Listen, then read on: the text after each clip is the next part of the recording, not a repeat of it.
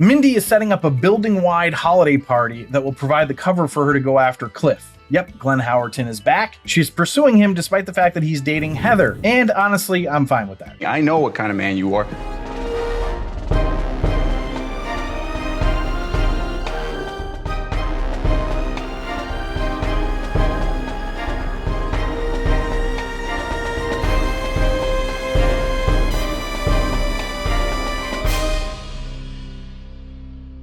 Welcome back to another episode of The Rank. I'm John, and today we're going to be ranking the next episode of The Mindy Project. Now, for those of you who are stumbling on this for the first time, just want to give you a layout of what the show looks like. We do the Potent Notables first, which are just some interesting facts or tidbits about the show. Then we go into the episode overview, where I talk about the episode. Then we do the rank, where I rank the episode in 5 categories on a scale of 1 to 5. 1 being the worst, 5 being the best. And the whole premise is we're trying to figure out what is the best sitcom of all time. In this case, we're doing The Mindy Project. Now, if you're enjoying these episodes, or if you're just a fan of The Mindy Project and you enjoy consuming content about it, please consider subscribing and or following. Like the episode, comment, send us an email with your suggestions or comments or questions at info@therankpodcast.com. Also, if you really do like it a lot, then you can become a patron at our Patreon account at patreon.com/therankpodcast. Now, today we're ranking the 11th episode of the second season of The Mindy Project, titled Christmas Party Sex Trap, written by Tracy Wigfield and directed by Michael Spiller. And just so you know, there will be spoilers ahead. If you are worried about spoilers, watch it on Hulu. All right, so let's dive in here, starting with the Potent Notables.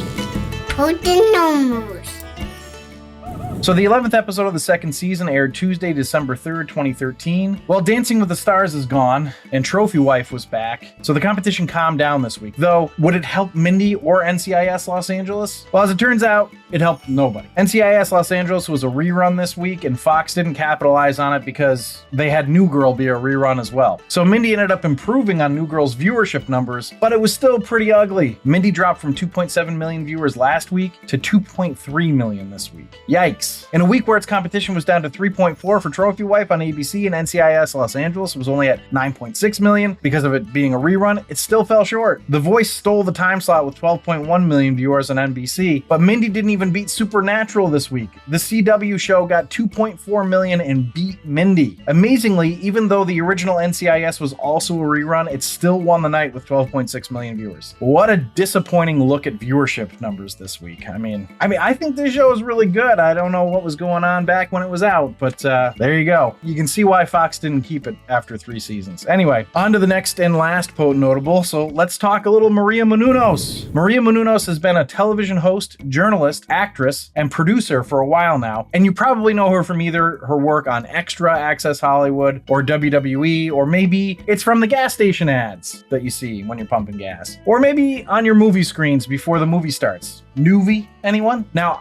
I didn't find a ton about her being on the Mindy Project except for something from a Reddit Ask Me Anything where she said, quote, "Love the Mindy Project. Mindy is so brilliant, as is her cast. It has been such an honor being part of it, and I'm hoping for more." So this was the second time she was actually on the show, so I guess we'll see if she ends up on it again. Anyway, those are the Potent Notables. Let's go to the episode overview. Right away, the episode has me feeling good about it because we've got the fake voiceover thing again. I said it last week, and I'll say it again. I really enjoy this, and I still think it would have been amazing if they could have found a way to do it for the entire run. In this case, it leads us to Mindy purchasing a Christmas tree for the office for $250. That's a crazy price for a tree, especially the tree she gets. Now, I know it's August right now, but I'm curious, are you all out there real tree or fake tree people? When I was a kid, I vowed I would never get a fake tree. And now, for practicality's sake, we have a fake tree. So I guess I'm a sellout. Anyway, pretty soon after this, we get introduced to what will be the B story. That is that Dr. Reed is thin again, which I was hoping meant we would be moving away from the stupid fat storyline. Alas, we haven't. We've moved to him having a food addiction. But Peter is going to acknowledge his alcohol addiction, at least when it comes to drinking at parties. So that's the B story. Peter and Dr. Reed are going to help each other during the A story, which is the Christmas party sex trap. Mindy is setting up a building-wide holiday party that will provide the cover for her to go after Cliff. Yep, Glenn Howerton is back. She's pursuing him despite the fact that he's dating Heather. And honestly, I'm fine with that. I know what kind of man you are. Just be good to your significant other and it's not something you have to worry about, frankly. That's my thinking on it. Anyway, Mindy is trying to plan this out so that it'll play out like a romantic comedy. She frequently builds things up in her mind and wants things to play out like a movie. I think this tends to happen to the hopeless romantics among us. I know it happened to me in my youth, though I would hope I would have gotten over it by the time I was a professional in my 30s, because this feels less cute and more like a serious flaw at this point. Of course, miscommunication and hijinks ensue, and also Brandon Delorier is back and he's dating Maria Menounos, whom he eventually dumps. Now, I don't even know what to say about that. I had enjoyed that character as a foil, but man, did this episode make me dislike him. At least this gives Peter an opportunity to realize that he doesn't need alcohol to talk to a woman of Maria's caliber. So he gets to overcome his addiction thing. Unfortunately for all of us, Jeremy doesn't. He ends up eating Danny's gingerbread Monticello, which, and maybe it was just me, didn't really look all that incredible anyway. I mean, the premise is neat, but it just kind of looked boring as a gingerbread house. When we find out that he's eaten the gingerbread house,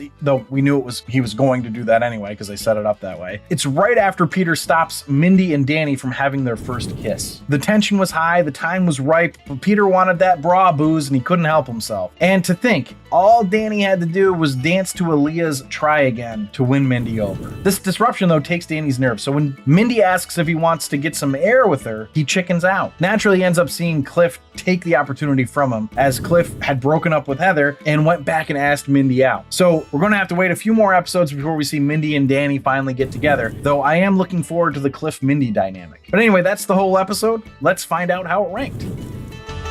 Oh, wait.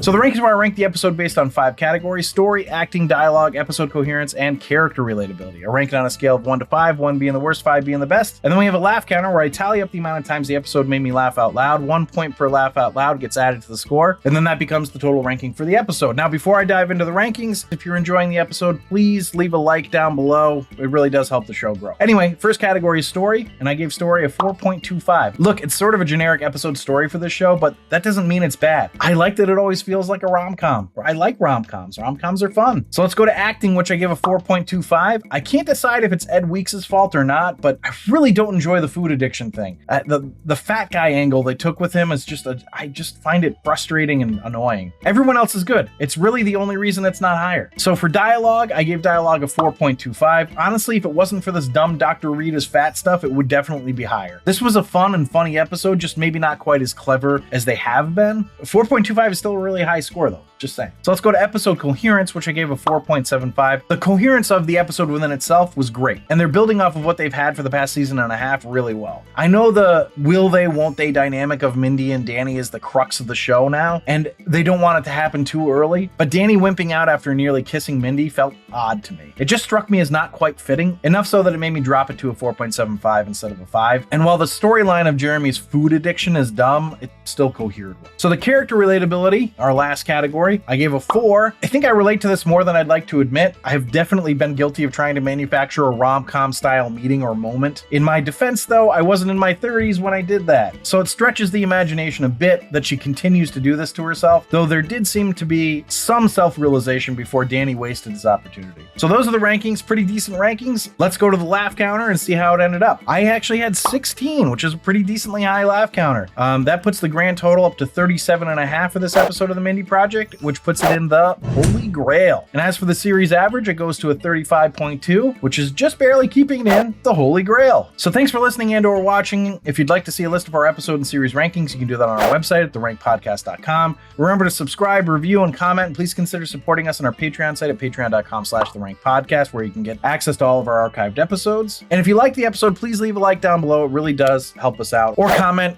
share your thoughts with me. I'm curious to hear what you think. But I will leave you with this. Why was Cliff suspicious of the party? Well, why is that? Because the Secret Santa gifts were all just keys to Mindy's apartment.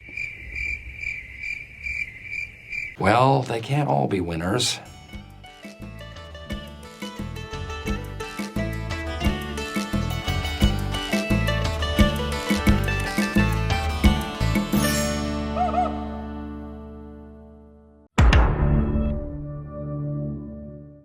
Now, today we're ranking the 11th episode of the second season of Now, today we're ranking the 11th episode of the Okay, here's the blooper.